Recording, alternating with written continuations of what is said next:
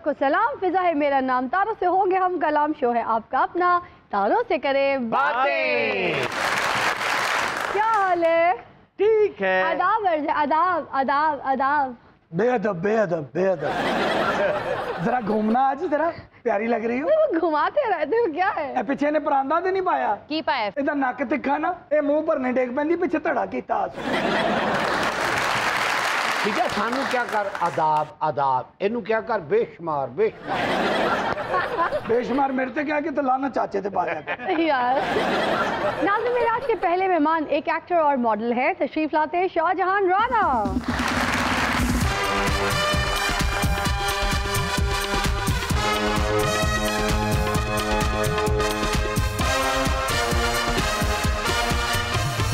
शाहजहां राना, कहाँ है तुम्हारा खाना?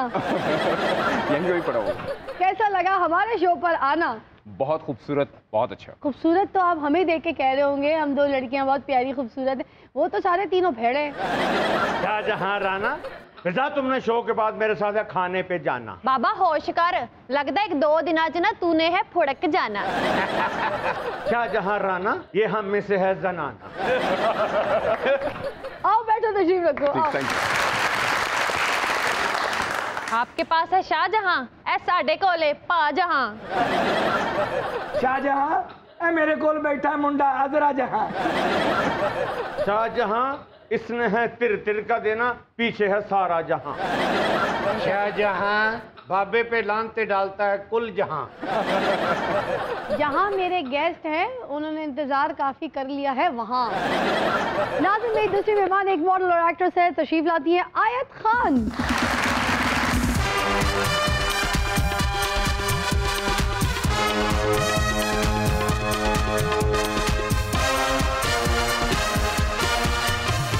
माशाल्लाह कितनी हूर परी लग रही है। जब ऊपर से उतर के आ रही थी ऐसा लग रहा था सफेद बुराक कपड़ों में एक अप्सरा चल के आ रही है। माशाल्लाह किसी ने खोए दी कुड़ी बनाई।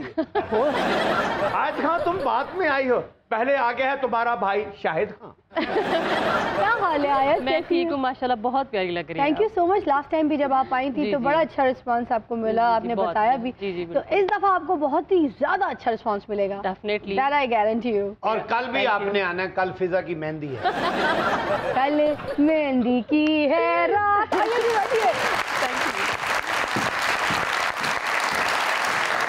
नाज़रीन, मेरे तीसरे मेहमान चिल्ड्रन हार्ट फाउंडेशन के सीईओ हैं, तशरीफ लाते हैं फरहान अहमद साहब।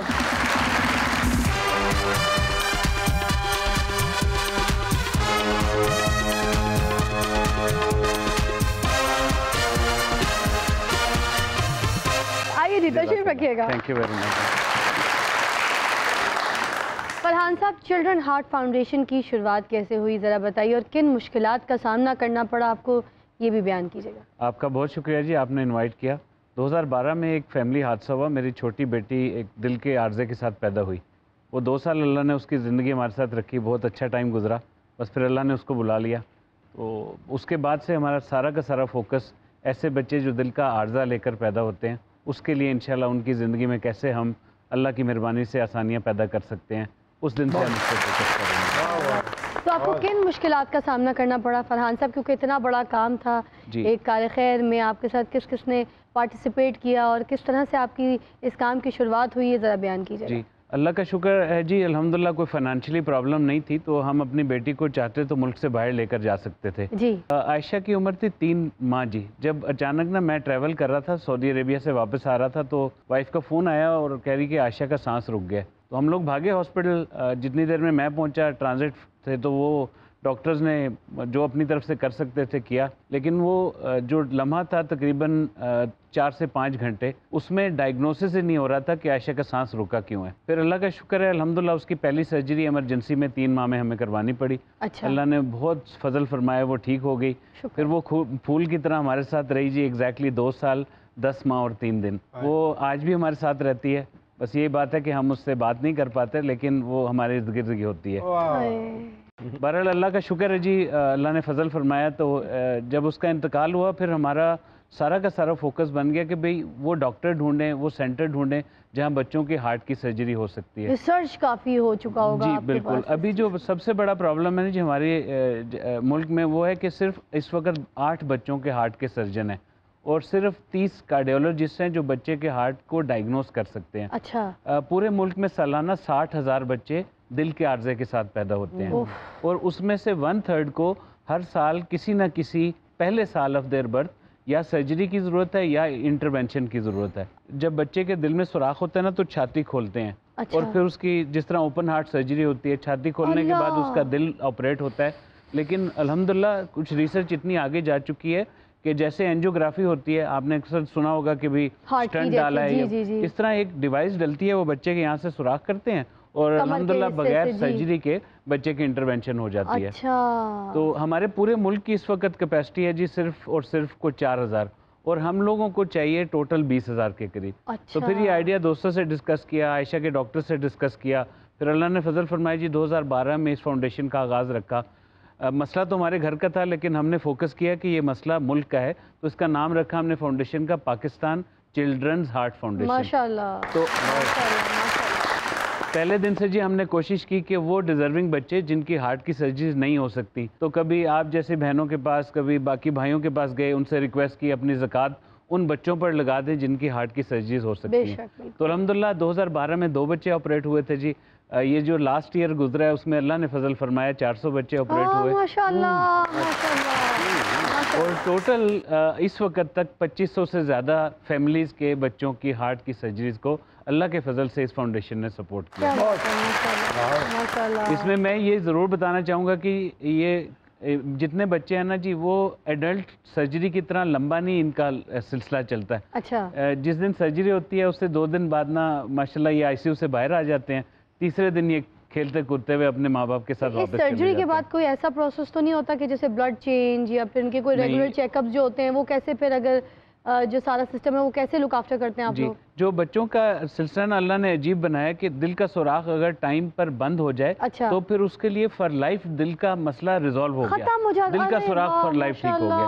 तो हम यही रिक्वेस्ट करते हैं कि आप आज जो भी इन्वेस्टमेंट या जो भी किसी बच्चे की हार्ट सर्जरी पर पैसा लगा रहे हैं वो सिर्फ उसकी मेडिकल चीज पर नहीं लगा रहे, वो उसके फ्यूचर पर लगा रहे हैं। और आप यकीन करें हमारे पास कई ऐसे केसेस हैं कि माएँ रोती हुई आती हैं, अपने बच्चों को लाती हैं जब हमारे पास, तो उनके दुख के आंसू होते हैं और खुदा की कसम ऐसे होता है कि जब वापस जा रही होती हैं तो उनके खुशी के आंसू होते हैं। एक बच्चा जो एक कदम जो नहीं एक स्टेप नहीं चढ़ सकता था ना, बच्ची स्टेप नहीं चढ़ सकती, वो माशाल्लाह 5-5 फ्लोर दौड़ता है और भागता है और वो एक नॉर्मल जिंदगी गुजारता है। अच्छा, मैं मिसबाउल हक साहब हैं उनका भी आपके साथ है, तो मैं चाहूँगी कि उसका भी ज़रा अगर उनका यहाँ पर जिक्र हो जाए कि उनकी कैसी खिदमात हैं जो आपकी इस फाउंडेशन के साथ हैं, तो प्लीज़ ज़रा बयान कीजिए। मिसबा भाई ने जी बड़ा अल्लाह ने फजल फरमाया, 2018 में उन्होंने हमारी फाउंडेशन को as a board member join किया और अल्हम्दुलिल्लाह आज वो जहाँ भी जाते हैं हमारे साथ फंड रेजिंग के लिए अपने पल्ले से पैसे लगा कर जाते हैं, 1 रुपया हमसे नहीं लेते। और अल्हम्दुलिल्लाह जितना हमारा ट्रैवल है, जितना भी हमारी फंड रेजिंग है उसमें ही डज नॉट चार्ज, कोई पैसा नहीं लेते, बस अपना हिस्सा डाल दें। फ्यूचर में सारी परेशानियों में उनकी आसानियां पैदा करें। अब हमारा जी मेन फोकस है बच्चों के हार्ट का हॉस्पिटल बनाया जाए। जिस तरह शौकत खानम माशाल्लाह कैंसर का अस्पताल है, क्या बात उससे जब बना तो कैंसर खत्म नहीं हुआ, लेकिन कैंसर की रिसर्च से और इदारे बनना शुरू हो गए। बेशक ऐसे हम भी यही चाहते हैं कि हमारे मुल्क में वो सारी कैपेसिटी बन जाए कि हमारे मुल्क के बच्चे पड़ोस मुल्क में ना जाए। माशाल्लाह। एक ये बताइए, आपने इस फील्ड को ज्वाइन करने का फ़ैसला क्यों किया? मॉडल बनने का फ़ैसला, एक्ट्रेस बनने का फ़ैसला क्यों किया? शौक़ था बचपन से कि आपने बड़े होकर एक्ट्रेस मॉडल बनना है, या फिर घर के हालात व वाक़यात आपको इस तरफ ले आए? नहीं, ना तो शौक़ था और ना घर के कुछ ऐसे हालात थे, ये जो भी हुआ अचानक से हुआ है। अच्छा।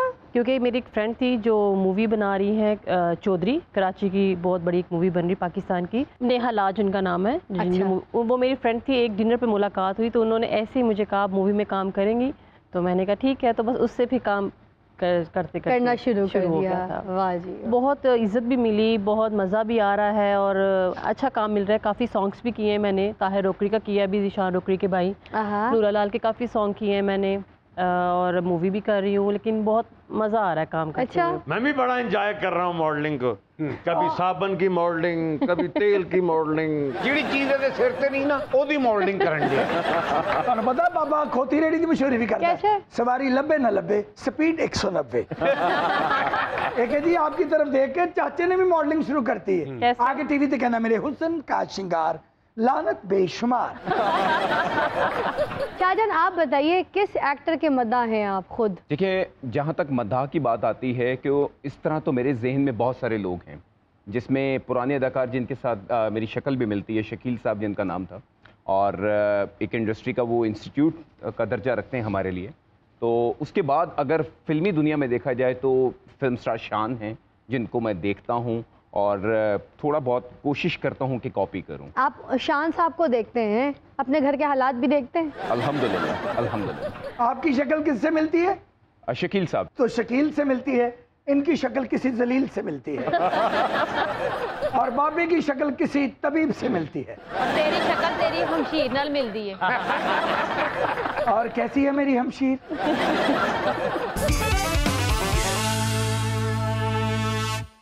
वेलकम बैक, यू वाचिंग तारों से करे बातें।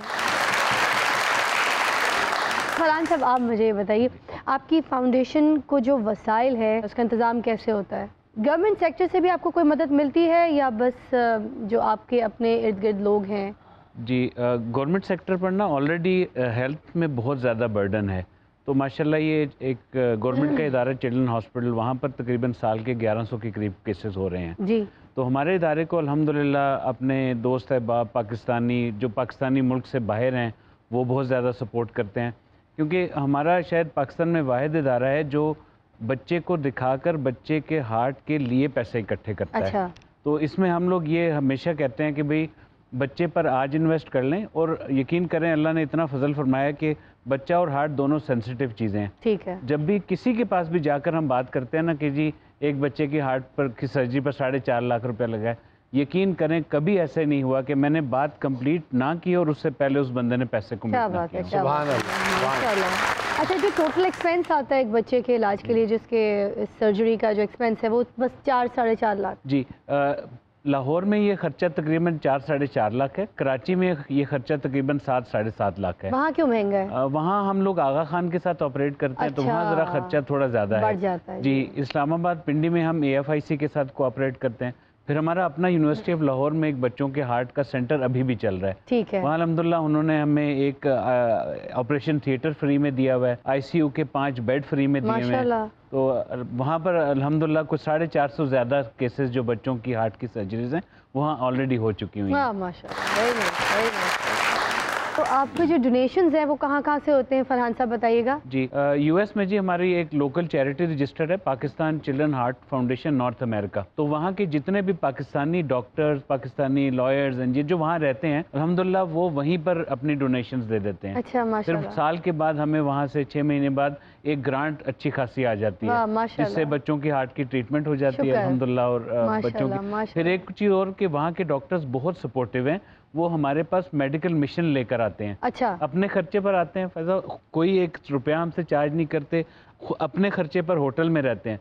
सिर्फ हमें कहते हैं आज जी हमें जगह दे दें जहाँ पर हम आकर इन गरीब बच्चों के लिए कुछ कर सकें। वाह, क्या बात है, क्या जज्बा, क्या जज्बा। कैसे कैसे नेक लोग हैं दुनिया में। कोई शक। एक बस मैं चीज़ इसमें ऐड करना चाहूँगा कि एक स्टिग्मा है हमारे मुआशरे में कि वो आमतौर पर ये समझा जाता है कि ऐसी बच्ची जिसके दिल में सुराख हो और अगर उसकी छाती खुलकर ऑपरेशन हो जाए तो वो माँ नहीं बन सकती या वो नॉर्मल ज़िंदगी नहीं गुजार सकती।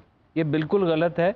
एक बच्चा या बच्ची जिसके दिल में सुराख हो, अगर टाइम पर उसका सुराख ठीक हो जाए, छाती में निशान रहेगा, लेकिन वो एक नॉर्मल इंसान है। तो मैं आपके प्रोग्राम के तवस्सुल से, इन सब हजरात के तवस्सुल से ये रिक्वेस्ट करूँगा, वो नॉर्मल लोग हैं, वो नॉर्मल इंसान है। जिस तरह कोई एक छोटा सा मसला हो वो ठीक हो जाता है, उसके बाद उनको कोई खुदा ना खास्ता परमानेंट जैसे अगर शादी होती है तो प्रेगनेंसी में भी कोई मसला नहीं है, कुछ नहीं है, तो जबरदस्ती की झूठी खबरें ना फैलाएं। ये अगर ठीक हो गया तो ठीक हो गया। बहुत अच्छी बात आपने, सही बात बताई। ए वेखो नेक लोग एक बारी रिक्वेस्ट करते हैं, लोकी ਲੱਖਾਂ रुपया देंदे ने ते ए बाबा ते चाचा इन्हां दी बीवियां इन्हां नूं 500 रुपया इकट्ठा नहीं देंदियां कि सौदे च पैसे रखणगे। शाहिद खान साड तो ਵੱਡਾ ਬੇਈਮਾਨ ਨਹੀਂ, ਇਹਨੂੰ ਤੇ ਕੋਈ ਵੇਲ ਚ 500 ਦਾ ਨੋਟ ਨਹੀਂ ਦਿੰਦਾ, कि इन्हें चेंज 470 रुपये वापस देने। एक ये बताइए, आपको अपने अंदर क्या चीज़ बहुत अच्छी लगती है और क्या चीज़ बहुत बुरी लगती है? होता है ना अपनी पर्सनालिटी में कभी कोई चीज़ कहता है कि यार ऐसी कोई चेंज होती है, नेचर में कोई चेंज होता, क्या अच्छा क्या बुरा लगता है, बताइए। मुझे अपने में एक चीज़ बहुत बुरी लगती है कि मुझे गुस्सा बहुत जल्दी आता है। उई, बहुत जल्दी है, जिसकी कोई वजह भी नहीं होती। अच्छा। और अपनी मूडी सी हूँ, अपने मूड भी चलती हूँ। हाँ। अगले को नहीं देखती, फिर बाद में फील होता है कि मैं गलत हूँ। आपको अपने हुलिये में, अपने लुक में कोई ऐसी चीज़ अच्छी या बुरी लगती हो, बताइए। अच्छा मेरे में ये है कि मैं बहुत सॉफ्ट दिल हूँ और बहुत ज़्यादा जल्दी पिघल जाती हूँ और बहुत वो करती हूँ, अगले का एहसास बहुत करती हूँ। क्या हुआ? चुप करो, बच्ची हेल्पफुल आ रही है आहिस्ता आहिस्ता। जाहिर है कोई 1000-2000 दे की जाएगी। बदतमीज लोग हो, शर्म नहीं आती तुहानू? गैस्टां को इमदाद मंगते हैं। सही कह रहे हैं, बिल्कुल ठीक कह रहे हैं। एडी अमीर कुड़ी है, फिजा 1000 रुपया दे के जाएगी? नहीं, बिल्कुल। साडे मुंह वेख के कम से कम 5-5 दे के जाएगी। लो जी, ए कोई जज्बाती मंगता होया है। चुप कर जा कुड़िए, विच ना बोलिया कर हर गल दे। मेरी होना दी सीरियस टॉक हो रही है। जेड़ी कुड़ी 25-25 हज़ार का जोड़ा पाती है, उसको 1000-1000 रुपया मंग के साडा रेट खराब कर रहे हैं। इन्होंने शर्म नहीं आती? वो बात ऐसे शुरू करता है जैसे कोई देने वाला है, मुकाता ऐसे जैसे कोई लेने वाला है। फिजा तुम ही चुप कर जा, तेरी मेरी भी लड़ाई हो जाएगी। हाँ, तो जैसे ना बस में ना फक्की बेच रहे होते हैं, 50 की दो 50 की दो, 1 चम्मच सोने के बाद 1 चम्मच उठने के बाद खाओ तो हैरान। फिजा बोली ना जा, सही कह दिया। ले क्या फिर जान लगे जो पैसे मिलते हैं कहती मैनू भी पेट्रोल पवा दो। कोई शर्म होनी चाहिए। वो मॉडल है, एडा बड़ा ओदा नाम है, एक के 1000-1000 रुपया लेने आ, शर्म नहीं आएगी इन्होंने? कुछ भी नहीं, लास्ट टाइम मुझे परफ्यूम देके गई थी ब्रांडेड, इस बार भी कुछ देके गई। और तेरे वर्गियां खामोश कारोबार करती हैं, बस से चढ़ के लोगों के कार्ड रख के कहती समझ तो गया ही हो गया। शर्म नहीं आता? एक कुड़ी आ गई तो उन्हें कहते पैसे दे के जा, और धियां भैनों को कुछ लईदा हुंदा, दईदा नहीं हुंदा। ये मांगत है तो वो दादा मांगत है। ओ चुप कर जा, की सच्चेगी बेचारी घर जाके कि मैं गई हाँ तो एडे एडे वड्डे बंदे ने मेरे को पैसे मांग ले। ते दोनों के सामने नंगा करीदा हुंदा जिन्हें कुछ देना होवे, जो उन्हें देना हुंदा तो उठ के दे ना देंदी। लड़ लड़ के मरन दे हो, टका नहीं उन्हें पर्स चो कढ़िया। क्यों नहीं वाला कटिया? वो तो कहती मैं नरम दे ला। दे दादा सुधा। एके तू समझे ए गैरतमंद ने, ए गैरतमंद नहीं, ए जरूरतमंद ने। तो जब तू दे देने ने ना, इन्हें बाद तो सड़कों बखरा लेने बखरियां करके। एक कब तुम जज्बाती होगी, कब परस में हाथ जाएगा, कब हमारी तलियों पे कुछ ना कुछ रखोगे? एक बंदा ना देख में खाना बना रहा था, उधर भी शुरू हो गया, कब तुम मेरी हथेली में रखोगे कुछ, कब रखोगे? 2 कोयले उठा के तो उसकी हथेली पे रख दी। उन्हें से 2 कोले रखते, तुम ही थे बेचे कुछ रख। मौत के फरिश्ते तानू लब रहे हैं, वो तानू लेके जाएंगे। मैंने अब बच्ची से बात करनी है, बल्कि बच्ची से भी नहीं, आगे शाहजहां से। ये बताओ तुम्हारी जिंदगी में कोई ऐसा हिलेरियस वाकया, ऐसा कोई पेश आया हो जिसको तुम याद करते हो तो अभी तक तुम्हारी हंसी नहीं रुकती हो? होता है किसी के साथ भी लाइफ में? नहीं ऐसा तो नहीं, बट मेरा जब मैंने शोबिस का करियर का आगाज़ किया था, कॉल आई पीटीसीएल पे, मेरी वालदा ने अटेंड किया और उन्होंने मुझे पैगाम दिया कि तुम्हें पीटीवी में बुलावा आया, लाइक वो रिकॉर्डिंग है तुम्हारी कोई। आई हैव नो आइडिया कि शोबिस में किस तरह से एंट्री करते हैं, क्या करते हैं, बिकॉज मेरे लिए वो एक चांद रात का समा था और मुझे कुछ समझ नहीं आई। वो मेरे भाई क्रिकेट खेला करते थे तो उनका एक बैग पड़ा होता था, तो उसमें मैंने सारी अपनी वार्डरोब जो है वो रख ली और मैं पाकिस्तान टेलीविज़न गया तो वहाँ पे वेटिंग रूम होता है जैसे कि सब जानते हैं, तो वहाँ पे मैं गया तो मैंने कहा जी मेरा नाम शाहजहां है और मेरी रिकॉर्डिंग है। तो उन्होंने बहुत सारी सी लिस्ट में देखा तो उसमें कहीं जाके मेरा नाम था, तो उन्होंने कहा जी जाएँ आप चले जाएँ, तारिक जमील साहब हैं जो कि डायरेक्टर हैं इसके। बड़ा सा बैग लेके 2nd फ्लोर पे पहुंचा तो मैंने नॉकिंग दी तो अंदर तारिक जमील साहब बैठे हुए थे, तो कहते हैं जी बेटा। मैंने कहा सर मेरा नाम शाहजहां है और मुझे कल कॉल की गई थी आपकी रिकॉर्डिंग के लिए। तो कहते हाँ ठीक बेटा ठीक। तो एकदम मेरे बैग को देखे कहते बेटा आप रिकॉर्डिंग के बाद लाहौर से बाहर कहीं जा रहे हैं? मैंने कहा नहीं सर। कहते बेटा एक सीन है, आपने जो पहना हुआ ये बेस्ट है, इसको रहने थे, शाहजहां ने क्या, मैं तो एक सीन की खातर घर ही छड़ आया, सब कुछ नाल ले आया।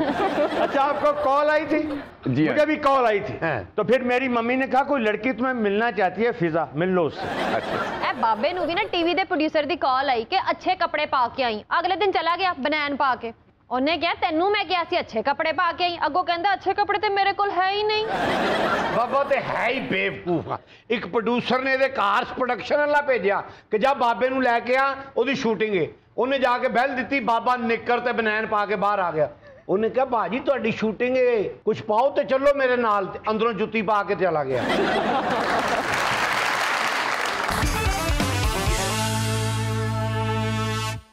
Welcome back, you're watching तारों से करे बातें। फरहान साहब, इस कार खैर में हिस्सा लेने के लिए अगर आप लोगों से कुछ अपील करना चाहते हैं तो ये आपके सामने आप कीजिए। पहले तो हम इस मसले को मसला समझ लें, क्योंकि ये एक ऐसी चीज़ है जो हमारे मुल्क में ज़रूरत है। जब हम इसे मसला समझ लेंगे ना तो फिर 1000, 10,000, 5,000 जो भी सदका, खैरात, ज़कात इस कॉज़ में डाल सकते हैं, ज़रूर डालिए। एक और मेरी गुजारिश होगी कि जी इस कॉज़ को अपनी दुआओं में ज़रूर शामिल कर लें, क्योंकि जिस भी हवाले से हम इसमें जो भी सपोर्ट कर सकें वो बहुत ज़रूरी है। अवेयरनेस का तीसरा चैलेंज है कि हम ये बात दूसरों तक ज़रूर पहुंचा सकें कि भाई हमारे मुल्क में 60,000 बच्चे हैं, उनके लिए हम आज कुछ करेंगे तो शायद अगले 5 से 10 सालों में कोई मीनिंगफुल काम होगा। तो आपके इदारे के तवज्जो से यही मेरी रिक्वेस्ट है जी, किसी भी हवाले से, अवेयरनेस के हवाले से, डोनेशन के हवाले से, ज़कात के हवाले से जितना हो सकता है दिल खोल के इस कॉज में हमारे साथ जितना बेशक इंशाल्लाह। बल्कि हम भी आपके साथ मिलकर अपील करेंगे कि जिस तरह से ये काम कर रहे हैं और जो कार खैर में हिस्सा लेना चाहते हैं, इनकी मदद करना चाहते हैं, उन बच्चों के काम आना चाहते हैं, तो आज आप अपने लिए यहाँ पर ये नेकी करके अगले जहान में एक बहुत बड़ा घर बना लेंगे। तो आप ये कोशिश जो है इसमें शामिल होइए और नेकी कमाइए। Thank you. शाहजहान, ये बताइए कि आपने शादी अपनी पसंद से की थी या घर वालों की मर्ज़ी से, या किसी के दबाव में आके आपने शादी की? शादी तो मेरे घर वालों की मर्ज़ी से हुई है, मेरी फैमिली में ही हुई है। और अल्लाह का शुक्र है कि मेरी जो वाइफ है वो माशाल्लाह से डेंटल सर्जन है और इस वक्त वो गवर्नमेंट के किसी इदारे के इसलिए आप इतनी पतली सी निकाल के हंस रहे क्योंकि आपकी तो बेगम आपके दांतों को चमका देती है। दंदां दी डॉक्टर आ भरजाई साडी, आप ही दंद कढ़दी होनी, आप ही ला देती होनी। अच्छा, तो वो अगर दांत किसी का निकालना हो तो पहले वो आपके मुंह में प्रैक्टिस करती है, कोई दांत वात निकालती है प्लास्टिक के जरिए? कुछ नहीं, ऐसा नहीं, बहुत माशाल्लाह से बादब है। कहते हैं ना घर में प्रैक्टिस करके फिर प्रैक्टिकल करना चाहिए। ਜਦੋਂ ਵੀ ਉਹਦੇ ਤੇ ਦੰਦ ਕੱਢਦੇ ਨੇ ਫਿਰ ਉਹ ਕੱਢ ਦਿੰਦੀ। ਇੱਕ ਵਾਰੀ ਗੁੱਸੇ 'ਚ ਆ ਕੇ ਕਹਿੰਦਾ ਚਾਚੀ ਨੂੰ ਮੈਂ ਦੰਦ ਕੱਢ ਦੇਣੇ ਨੇ, वो कहती काट के वहा करता। मुझे शाहजहान भाई ने बोला कि मुझे मेरी बेगम ने बहुत खुश रखा हुआ है, तभी मैं हंसता रहता हूँ। मैं इनके घर गई तो देखा कि ठंडे पानी के गिलास में बीड़ कट के रखी हुई थी। शाहद खान भी ना एक दिन घर कहता है, ओए मैं दंद कट देंगा। भाभी ने पिछो एक लाई कि घर दा गंद तेरा प्यो कटेगा।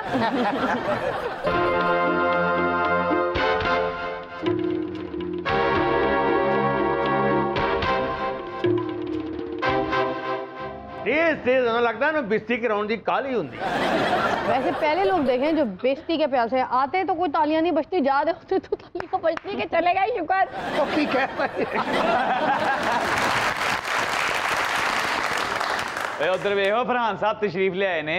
ओए फरहान साहब नूं सत सलामा ने, ये वेलफेयर का बड़ा काम कर रहे ने। बड़ी दुनिया भाई। हाँ क्या बात है। तुम्हें कोई काम कर तू जलील हो के दुनिया तो जाना। अब बाबा कोई अकल कर, फरहान साहब उन्होंने बच्चों लिए काम करते हैं जिन्होंने बच्चों के दिल च सुराख है। तेरे वास्ते उन्होंने कुछ नहीं करना क्योंकि तेरी टिंड च सुराख है। ये आप उन्होंने बच्चों वास्ते काम करता जिन्हें कन्ना च सुराख होंगे, बालियां पाउंदा। उधर वेखो मॉडल आई हो एक के। वो आई है मॉडल एक के, जाएगी कुछ तुहानू दे के। ओए एक के कोई हो जी गल ना कर दी, ओ ना होवे तेरियां पसलियां सेक के। उसके मोहल्ले में है बड़े टेके, ये ना हो कि तू जाके अपना पूरा जिस्म सेके। बेटा तू इथे बैठी की करने, चलो चले मेक के। ओए एक के मोला जट तेरे ने बाथरूमा दे ठेके। और मैडम एक एवं नहीं आए, ये साडी पुरानी मोहब्बत है। याद नहीं तुहानू बचपन साडा कट्ठिया ही गुजरिया है। कब कि मैं सारी जिंदगी कट्ठिया गुजर सकती है। ओ गुलबर्ग च रही है ते तू छदरे धक्के खांदा रहे। एक दियां गल्लां दा गुस्सा ना करी, पूरे पाकिस्तान दियां बरातां दे कोने ठेके। ये जान है तेरे मेरे तो दिल चढ़ा के ना अपने कोलों रिश्ता देना चाह रहे हैं। इन्होंने मुझे जान कह दिया, अल्लाह चुक ले। आपने वैसे मुझे जान किस तरह कहा है? ये तानू जान नहीं खुल के कहना चाहता है। ਆਪਾ ਜਾਨ ਓਏ ਆਪਾਂ ਹੋਏਗੀ ਤੁਹਾਡੀ, ਸਾਡੀ ਤੇ ਭੈਣ ਏ। ਪੱਕਾ ਰਹੀ ਉਹ ਲਾਨ ਤੋਂ ਮੇਰੇ ਮੂੰਹੋਂ ਕੀ ਕੁਹਾਤਾ ਜੇ ਓਏ। कली एक नहीं आई, नाल शाहजहान भी आया ही। ओ हीरो ने हीरो। क्या बात? जे मुगल शाहजहान ही ना रहा तो तुसी भी नहीं रहना। वो जो शाहजहान था ना हमारा है, वो रहा है मुगलई सल्तनत का बादशाह, और ये जो शाहजहान है ये रहता मुगलपुरा। शाहजहान ने नूरजहान ताजमहल बनाया सी, इन्होंने कुछ ना की तेरी कब्र पक्की नहीं कराएगा। शाहजहां साहब ना मैं एक स्टेज ड्रामा किया, मैं इन्होंने जा ही नहीं रहे बाहर। अच्छा। मैं क्या अब तुम जाते हो या मैं उर्दू में धक्के दूं? बाबा ने एक जगह ते लम्मियां लम्मियां छड़ रहा सी। अच्छा। उन्होंने पूछा तू कौन है? कहंदा मैं मुगल बादशाह शाहजहां दा पुत्र हां। उन्होंने पूछा तेरी मां दा की नाम है? कहंदा मलका तरन्नुम नूरजहां। अब पतले नु जानते जे? हाँ जी। ये 5 साल होए मर गया है, अपनी बेशर्मी दी वजह करके जिंदा। मौला जट कल अपनी फैमिली नु होटल च लै गया, जांदे ही आर्डर दिंदा है 2 देसी मुर्गे दियां कढ़ाइयां, 2 स्टीम रोस्ट, 1 बिरयानी ते 15 नान ले आओ। इहदी बुढ़ी कहंदी इन्ने पैसे तुहाडे कोल हैन? कहंदा रोटी रज के खाओ, बाद च भांडे ही धोने आ। चाचे ने भी एक जगह पे ऑर्डर किया की 2 kilo mutton, 1 kilo beef, 4 kilo chicken, अच्छा 300 नान और 5 नींबू। वो कहते जी नींबू नहीं है, कहता ऑर्डर कैंसल। मौला जट ने भी एक होटल से ऑर्डर किया, अच्छा 5 किलो कढ़ाई, 5 किलो मटन, 5 किलो चिकन, हर चीज पैक कर दो। वो कहना कादे वास्ते? कहना अल्लाह वास्ते। इन्होंने भी एक अच्छे होटल तो खाना खाता। अच्छा। वेटर बिल लैके आया, बिल वेख के कहती आखिरी तरीक किदन? बाबा भी बेवकूफ है। बाबे दी बुढ़ी ने कहा मेहमान आए 2 कढ़ाइयां ले आओ, ते आप सीमेंट दियां ले आओ। बाबा तो है ही बेवकूफ है। बाबा गया खद्दा वाली दुकान से, अच्छा। उन्होंने कहना जनाब 500 की जुबान पा दो। उन्हें कहा 500 की जुबान आती है? कहना कोई 38 जी पा दे। बाबा एक होटल ते गया, फिर बाबा उन्होंने जाके कहना जी गोश्त की प्लेट किन्ने दी है? उन्होंने की गोश्त की प्लेट 350 दी है ते रायता फ्री है। कहना 3 रायते पैक कर दो फिर। मौला जट भी सिरी पाए वाली दुकान ते गया, ते जाके कहंदा ए पायां दी जोड़ी किन्ने दी? उन्हें कहा 600 दी। कहंदा फिर इस तरह करो 50 रुपए का गिट्टा दे दो मैनूं। मौला जट नूं ट्रेन चों मार पै गई। ट्रेन च सफर कर रहा सी, बिजली चली गई, इन्हें जंजीर खिंची डर के, इन्हूं ओ चपेड़ा पईयां, पता लगा किसी औरत की गुत्त खिंच ली। पतला इस तो ही बेवकूफ है। ये ट्रेन च चढ़िया तो ट्रेन खचा खच भरी, इन्हें अपनों चलाकी की थी। कहना ट्रेन च सापी होए, पूरा डब्बा खाली हो गया। ये बर्थ से चढ़ के तो कला ही सौ गया। घंटे बाद इसकी अख खुली, कहना भाई जी वो काढ़ा आ गया? कहने नहीं भाई जी इस डब्बे च सप सी, वो इत्थे ही छड़ गया। अब बाबा भी ट्रेन च बैठा, स्पीड ना ट्रेन जा रही, बाबे ने जंजीर खींची। उन्होंने कहा तू जंजीर क्यों खिंची है? कहना मेरी किन्नू दी एक फाड़ी डिग पई सी। शायद खान भी रेलवे दे टीटी कोलों मार पई। क्यों जी? ट्रेन च बैठा ते टीटी नूं पुछी जा रहा तुसी कित्थे उतरना? चाचा भी ट्रेन च सफर कर रहा, टीटी ने कहा टिकट चेक करा, कहना मैं रेलवे च मुलाजम हाँ। टीटी कहना की करना वा? कहना मेरे को वाशरूम का ठेका। शायद खान साहब रेलवे स्टेशन फोन करन, ए मूसापा कदों जानी? इन्ने बजे। एक्सप्रेस कदों जानी? इन्ने बजे। पिंडी केड़ी जानी? उन्होंने कहा तुसी केड़ी ट्रेन च जाना है? इन्होंने कहा मैं ट्रेन ते नहीं जाना, मैं लैना पार करनी है। इस तरह से बाबा भी बड़ा बेवकूफ। एयरपोर्ट से फोन किया बड़े चौरे होके, ये दुबई की फ्लाइट कब जा रही है? उन्होंने कहा जी 9 बजे। ये इंग्लैंड की फ्लाइट कब जा रही है? उन्होंने कहा जी 10 बजे। वो कहते सर आपने जाना है? कहना नहीं मैं कबूतर छड़ने। बाबा गोरखन सी ना, एक जगह नकाह पढ़ाउण गया ते बड़ी मार पई इहनूं। क्यों? कहना दूल्हे को किसी ने लेना देना होवे दूल्हे दा प्यो खलोता लै सकदे। मौला जट पाकिस्तान क्रिकेट टीम च चला गया। अच्छा। पहला मैच खेडिया 0 ते आउट, दूसरी इनिंग ते भी 0 ते आउट, अगले मैच भी 0 ते आउट। और कोच ने कहा तेरे मुतलक ते सुने तू छिक्के बड़े मारना, तू तो 0 ते आउट होना। कहना छिक्के ते मैं लूडो ते मारना। मौला जट मैंने कहता मैं टाइटैनिक फिल्म च काम किया। मैं कहा 10 बारी फिल्म वेखी है, तू मैनू कितने नजर नहीं आया? कहना जहाज टुटिया वेखिया? मैं कहा हाँ। वो बंदे डिगते वेखे? मैं कहा हाँ। कश्तियां च बहिंदे वेखे? मैं कहा हाँ। कहना एक टोपी धरती पई सी? मैं कहा आहो। कहना उहदे थले कौन सी? मौला जट ही सी। ਆ ਮੌਲਾ ਜੱਟ ਮੈਨੂੰ ਕਹਿੰਦਾ ਸਾਡੇ ਵੱਡਿਆਂ ਨੇ ਨਾ ਇੰਗਲਿਸ਼ ਫਿਲਮ ਟਾਈਟੈਨਿਕ 'ਚ ਕੰਮ ਕੀਤਾ ਹੈ। ਅੱਛਾ। ਮੈਂ ਕਿਹਾ ਮੈਂ ਤੇ ਪੂਰੀ ਫਿਲਮ ਵੇਖੀ, ਮੈਨੂੰ ਤਾਂ ਕੋਈ ਨਜ਼ਰ ਨਹੀਂ ਆਇਆ। ਕਹਿੰਦਾ ਜਿਹੜੇ ਜਹਾਜ਼ 'ਚ ਵਾਜੇ ਵਜਾਉਂਦੇ ਉਹ ਮੇਰਾ ਦਾਦਾ ਸੀ। ਆ ਚਾਚਾ ਵੀ ਟਾਈਟੈਨਿਕ ਫਿਲਮ ਦੇਖ ਰਿਹਾ। ਬੇੜਾ ਜਦੋਂ ਤਬਾਹ ਨਹੀਂ ਹੋਇਆ ਇਹਨੇ ਟੈਲੀਵਿਜ਼ਨ ਹੀ ਬੰਦ ਕਰਤਾ। ਮੈਂ ਕਿਹਾ ਇਹ ਕੋ ਬੰਦ ਕੀਤਾ? ਕਹਿੰਦਾ ਜਿਹੜੇ ਮਰ ਗਏ, ਜਿਹੜੇ ਬਚਦੇ ਉਹ ਤੇ ਬਚਾਓ ਨਾ। ਪਤਲਾ ਮੈਨੂੰ ਕਹਿੰਦਾ ਮੈਂ ਮੌਲਾ ਜੱਟ ਫਿਲਮ 'ਚ ਕੰਮ ਕੀਤਾ। ਮੈਂ ਕਿਹਾ ਕਿੱਥੇ? ਕਹਿੰਦਾ ਨੂਰੀ ਨੱਤ ਦੇ ਪਿੱਛੇ ਮੌਲਾ ਜੱਟ ਲੜਦੇ ਨੇ। ਮੈਂ ਕਿਹਾ ਆਹੋ। ਪਿੱਛੋਂ ਇੱਕ ਰਕਸ਼ਾ ਲੰਘਿਆ ਸੀ। ਮੈਂ ਕਿਹਾ ਆਹੋ। ਕਹਿੰਦਾ ਉਹਦੇ 'ਚ ਮੈਂ ਹੀ ਬੈਠਾ ਸੀ। ਇਸ ਤਰ੍ਹਾਂ ਤੇ ਬਾਬਾ ਕਹਿੰਦਾ ਮੈਂ ਰਿਆਜ਼ ਗੁੱਜਰ ਫਿਲਮ 'ਚ ਕੰਮ ਕੀਤਾ। ਮੈਂ ਕਿਹਾ ਬਾਬਾ ਮੈਂ ਤੇ ਸਾਰੀ ਫਿਲਮ ਵੇਖੀ। ਕਹਿੰਦਾ ਇੱਕ ਜਨਾਜ਼ਾ ਲੰਘਿਆ ਸੀ। ਮੈਂ ਕਿਹਾ ਆਹੋ। ਕਹਿੰਦਾ ਮੇਰਾ ਹੀ ਸੀ। ਪਤਲਾ ਦੁੱਧ ਵਾਲੀ ਦੁਕਾਨ ਤੇ ਗਿਆ। ਕਹਿੰਦਾ ਅੱਧਾ ਕਿਲੋ ਦੁੱਧ ਪੈਕ ਕਰ ਦਿਓ, ਮੈਂ ਕੁੱਤੇ ਲਈ ਲੈ ਕੇ ਜਾਣਾ। वो कहते इतने पियोगे या कार लेके जाओ? खड़े खड़े थक गए होगे तुम लोग, है ना? बैठ जाओ। नाज़रीन, सुनते हैं कुछ मुनफरिद सी खबरें। हमारे शो पे हमेशा की तरह होती हैं कुछ अजीब और गरीब खबरें। आज कौन कौन सी खबरें लेकर आई है निर्मल? सुनते हैं। पार्क में फेंका गया कचरा शहरियों के घर भेजा जाएगा। थाईलैंड में वजीरे माहौलियात का ऐलान। ये तो वो हिसाब हो गया ਜਿਹੜਾ ਬੰਦਾ कचरा गली च सुटदा होना ना, कमेटी वाले चुक के कहंदे होने तुहाडे ਵੱਲੋਂ सानू आ गया, ਉਹਨਾਂ ਦੇ ਘਰ ਸੁੱਟ ਕੇ ਕਹਿੰਦੇ ਹੋਣੇ ਸਾਡੇ ਵੱਲੋਂ ਤੁਹਾਨੂੰ ਆ ਗਿਆ। ਬਾਬੇ ਨੇ ਘਰ 'ਚ ਬੜਾ ਕਚਰਾ ਇਕੱਠਾ ਕੀਤਾ। ਮੈਂ ਕਿਹਾ ਬਾਬਾ ਇਹਨੂੰ ਬਾਹਰ ਕਿਉਂ ਨਹੀਂ ਸੁੱਟਦਾ? ਕਹਿੰਦਾ ਜੇ ਇਹ ਬਾਹਰ ਸੁੱਟ ਦਿੱਤਾ ਤੇ ਸਾਡੇ ਘਰ 'ਚ ਰਹੇਗਾ ਕੀ? ਬਾਬੇ ਦੇ ਘਰ ਤੇ ਇੰਨਾ ਕਚਰਾ, ਹੁਣ ਬਾਬੀ ਨੂੰ ਮਹੱਲਾ ਪੂਰਾ ਕਹਿੰਦਾ ਕਚਰਾ ਰਾਣੀ।